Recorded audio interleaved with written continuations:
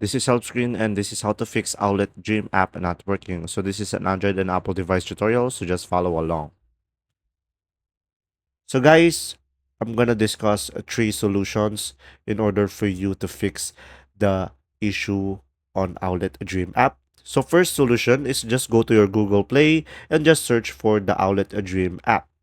And guys, from here, just make sure you have the latest version of the app. And when Owlet Dream has an update, you should be able to update it over here. And now guys, the second option is just go to the settings. And then here on the settings, just tap on the apps.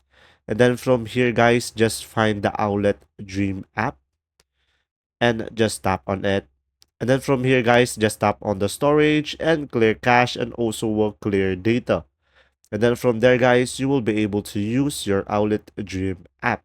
And guys, if this solution doesn't work, the third solution or the third option is just reinstalling the app from your device. So first, uninstall the app. And then once it is uninstalled on your device, just go back to the Google Play, guys, and install it back again on your phone. And then from there, you will be able to use Owlet Dream app on your device. And there you go. If this video was helpful, please like and subscribe. And thanks for watching, guys. See ya!